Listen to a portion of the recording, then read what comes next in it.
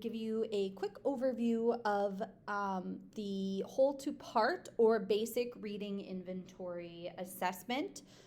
This training is mostly just going to be where to find the materials. You can get an overview of what the whole to part or basic reading inventory is in the literacy and math assessments training. So we are on the academic department website. You can scroll down to district assessments over here on the left side. Otherwise, it's also linked right here with this cute little visual.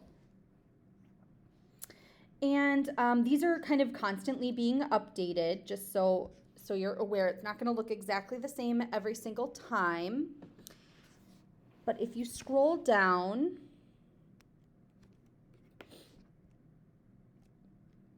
sorry, my internet's not very happy right now.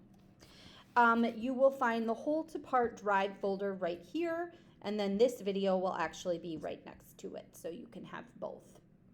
Otherwise, another way that you can access it is you should have your teacher therapist folder saved to your drive.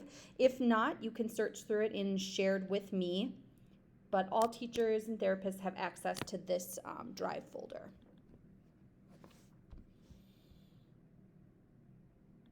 Oh, goodness.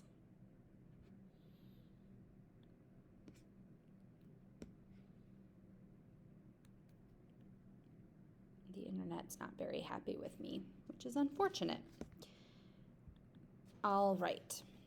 So in this drive folder, there will be a subfolder called Assessments at Spiro Academy, and that's where you'll find all of the assessment materials that you need.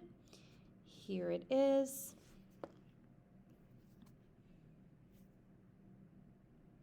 All right, and I'm just going to click on the whole to part. Again, these folders get updated pretty frequently, so it may look a little bit different when you log in. All right, so here we have all of the materials that you should need for the whole to part assessment.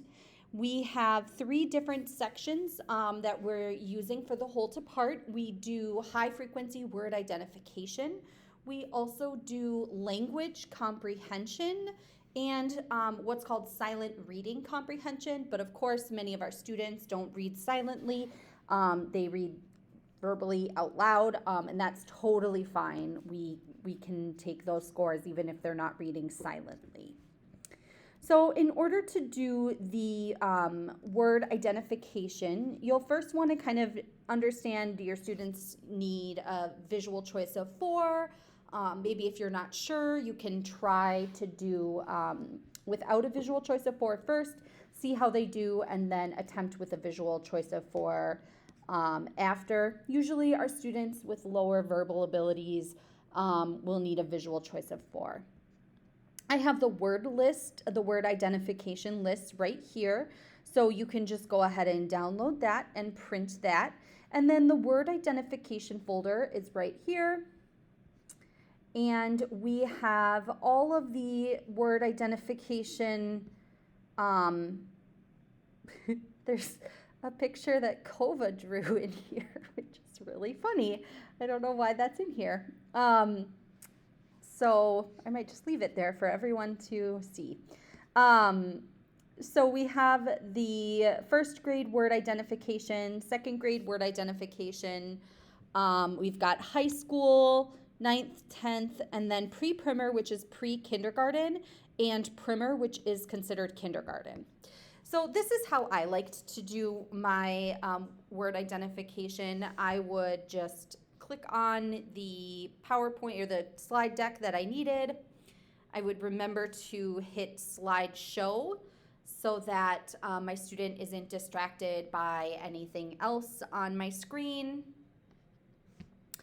And I would click through the words, and there's a black screen after each word, so you can kind of give your student a little visual break. Yeah, so that's kind of helpful. All right, so that's where we have the holds apart word identification. The adapted word ID or choice of 4 is in this folder right here, and it's going to look almost exactly the same except for, let me close that out so that everything loads.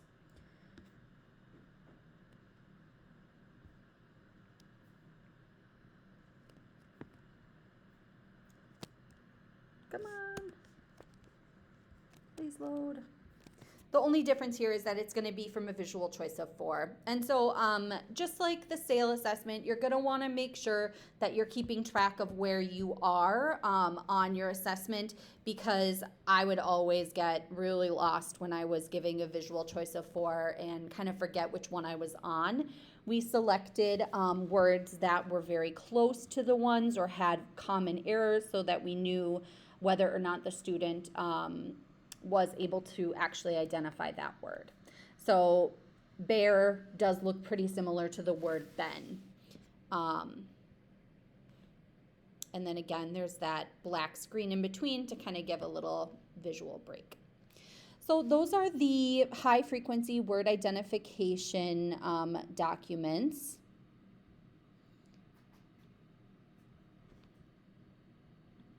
Oh my goodness, this is it. Really driving me nuts here.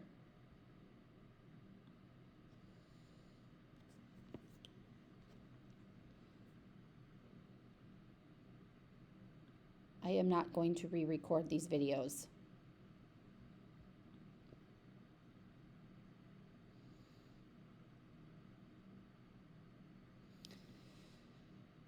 Okay, so now we are going to take a quick look at the comprehension, silent reading comprehension and language comprehension sections. So in the Hold to Part folder, the stories that you're going to read are kind of one and the same. They're the same stories overall, but you're going to read a different one for the language comprehension and have the student read a different one for their silent reading comprehension. So listening and reading comprehension stories are going to be found in these folders. This is where the digital version are the Google slide presentations, but there's also PDFs of the stories in a folder out there as well if you would prefer to do it that way. So I can show you the first grade folder. So we have 3 different stories for you to choose from.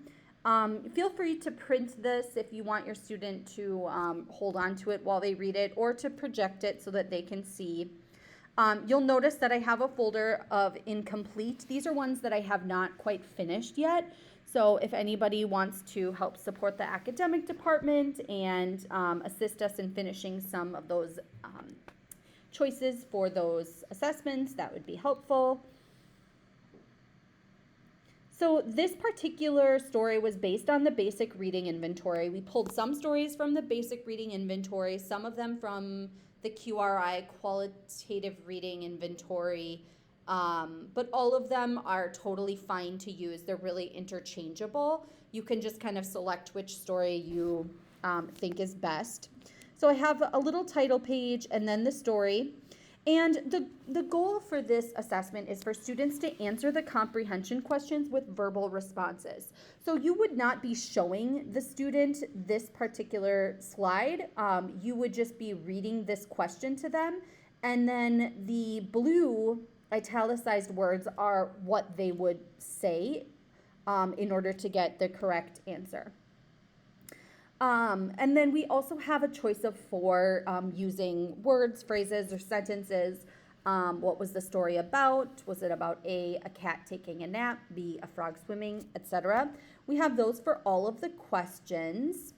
And then on the very bottom, we have comprehension questions using a choice of 4, which has almost the same,